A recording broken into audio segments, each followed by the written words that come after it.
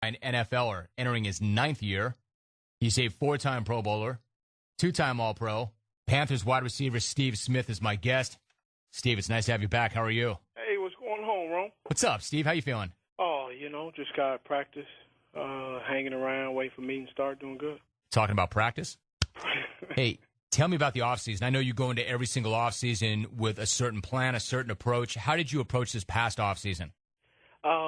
This offseason was real different for me, probably the most unique of all. This offseason, me and my family, we traveled around the world a little bit, started in Hawaii, went to Israel. From Israel, came back to Charlotte, went to London, Mexico, Costa Rica, and a few places in the States. I'm going my ninth year, and I just, for a long time, I really just kind of always had plans and goals. And when you have plans and goals, a lot of times, especially when you focus only on those goals, you start to do things and act in ways that demean and act out so you can reach those goals for self-preservation and also just to reach them. And so for me, for this year and hopefully God willing the next 6 years, I'm not really going to have any goals that go on attributes of Hall of Fame and all that stuff because a lot of those things I have no control over. People are going to vote me in or they're not. So to really have those goals, I think is counterproductive of where I want to go and how I want to be. So I'm just, have fun, catch the balls that are thrown to me, block on the runs that are ran to my side and really just try to have fun and smile a lot more than really just trying to be a bull in the china closet and just tear through everything that gets in my way because after a while you kind of lose track of what you're supposed to be doing.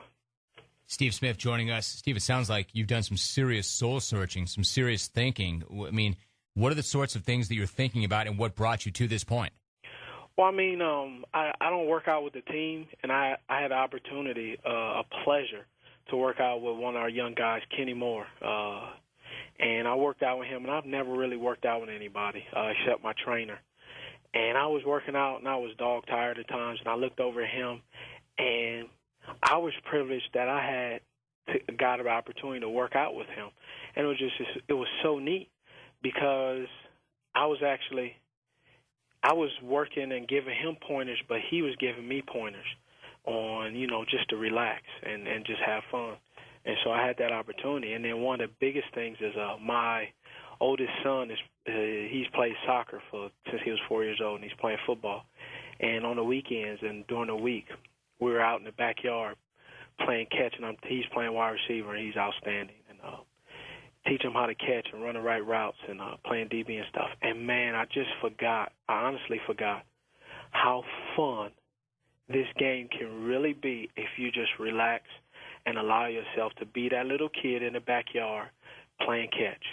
And the good thing is I can feel that and I sense it, and that's kind of really the mentality I want to have. Like I said, for the next 6 years, just really just have that experience that I had with my 11-year-old son, and to just play catch and have no worries or deal with responsibilities of, well, I got to do this, and just say, hey, my job is to run the slant. Hope he throws it, beat your man, he catches it. Hey, next thing you know, maybe a touchdown, maybe not, and just have fun and smile. Steve, it's amazing. It's really compelling in the sense that it seems like you're trying to have fun. You're trying to loosen up a little bit. It sounds like you're going to open yourself up and be a better leader. And that, to your point, you've always worked out only with your trainer, and now you're connecting with your teammates. I mean, it sounds great. It probably is great. I'm excited to hear it. But part of what's made you the player that you are is that fire and that edge and that intensity. Any concern that you lose any of that? No, not.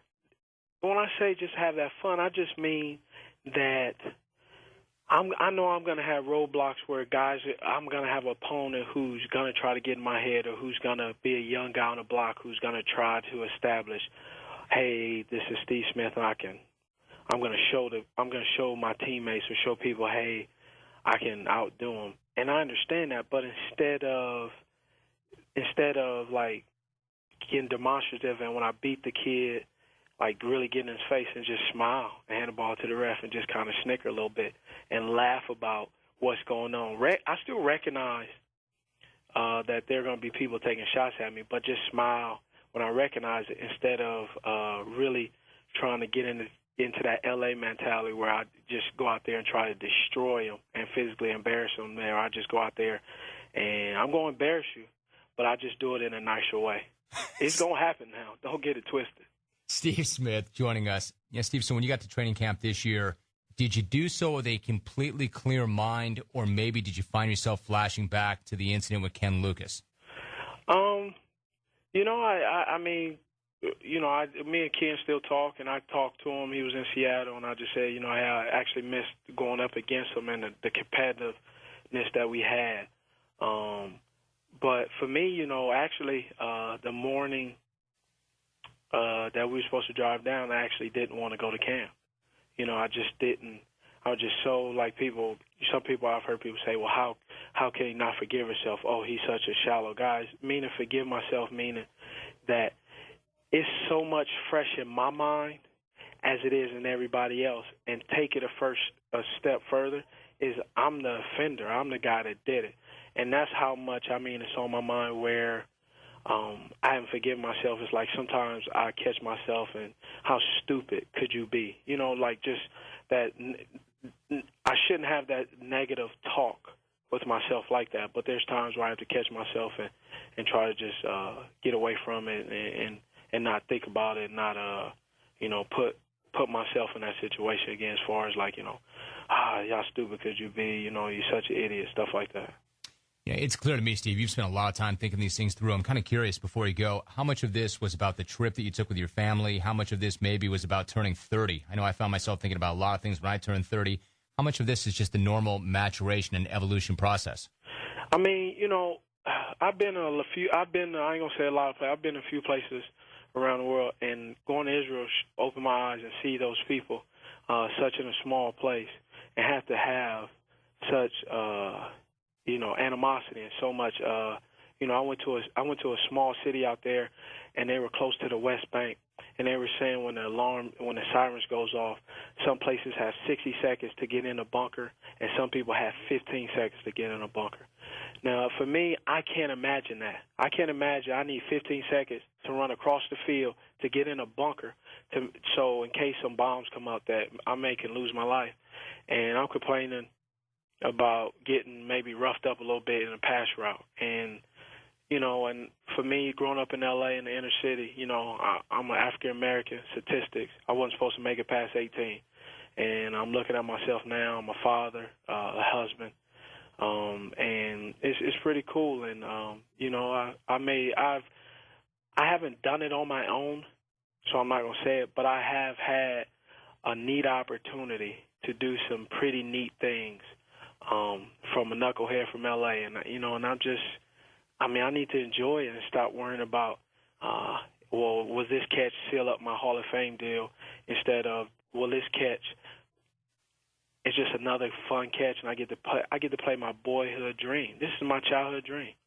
Tremendous perspective. Great appreciation and a perspective for the opportunity and the gifts that he has. Steve Smith, 9 years in, 4-time Pro Bowler, 2-time All-Pro. Steve, I wish we had more time, but I've got this hard out on the clock. So let me thank you for coming on. I hope we can continue the conversation soon. And that was a great chat.